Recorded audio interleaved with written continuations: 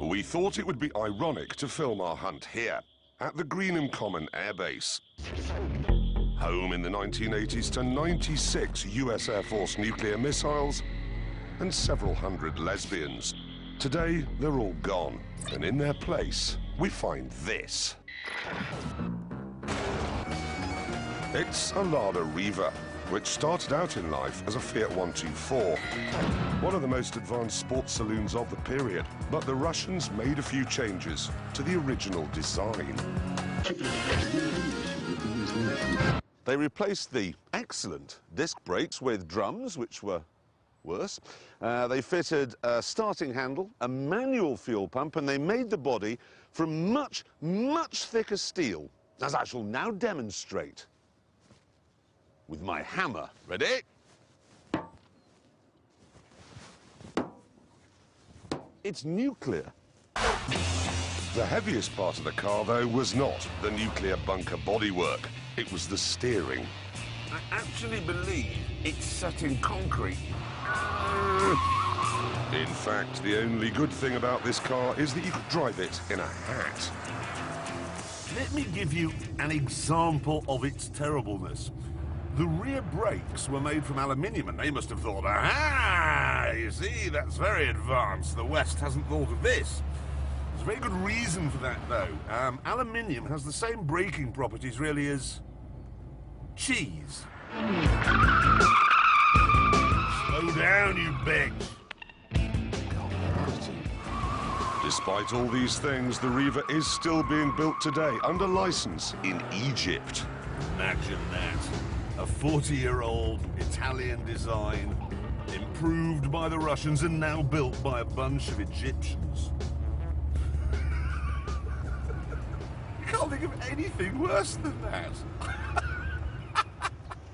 To this.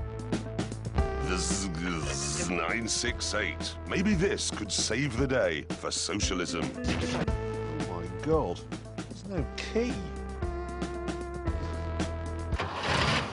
Yeah.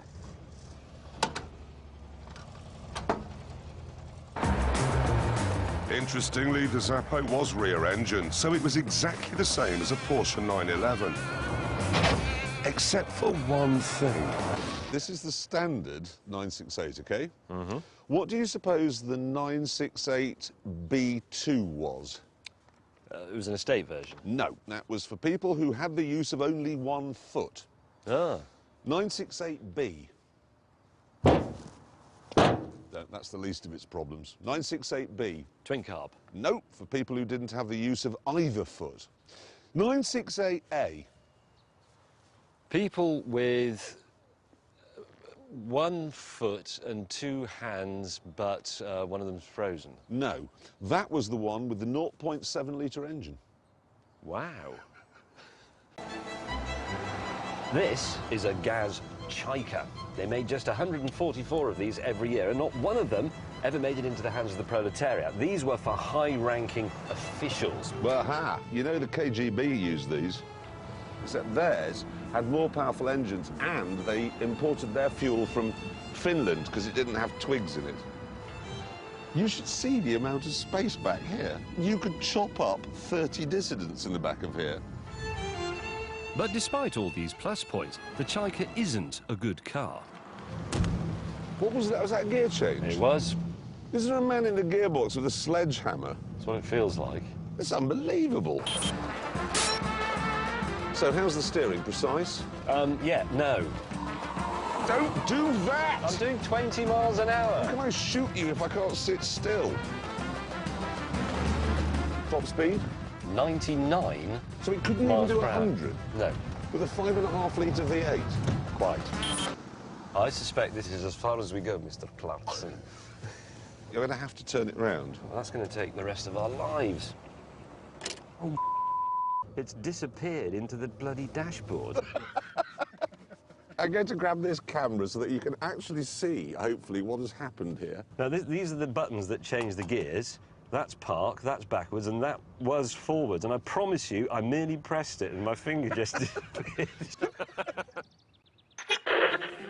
So they couldn't make a decent luxury car either. But what about the other end of the scale? Rugged simplicity. Surely this is good commie territory. This is the Lada Niva, Russia's workman's workhorse. It does seem to have been built on relatively sensible principles, this. Add weight and simplify. What's more, it had coil springs, not the RSJs you got in Land Rovers of the time. So it was surprisingly comfortable. You know, I once drove one of these down a very heavily rutted track at 50 miles an hour, and I was able to use the cigarette lighter because it was so smooth to light a cigarette. It was that smooth. I'd actually quite like to demonstrate that for you now, but unfortunately, we don't live in a free country. We ploughed on through the field and things looked promising. Come on, commie. Come on, communist! But then... Oh, now you've done it.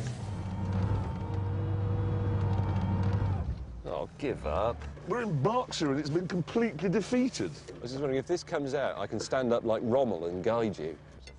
Ah! We don't need that. Right. Forwards, slowly. Ah, no!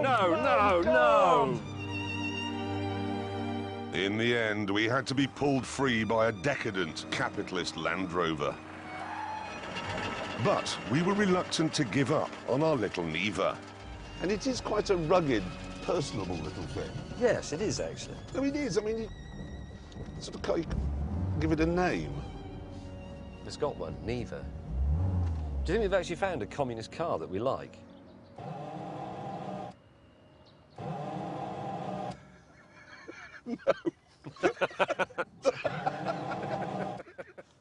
Right, should we get the train?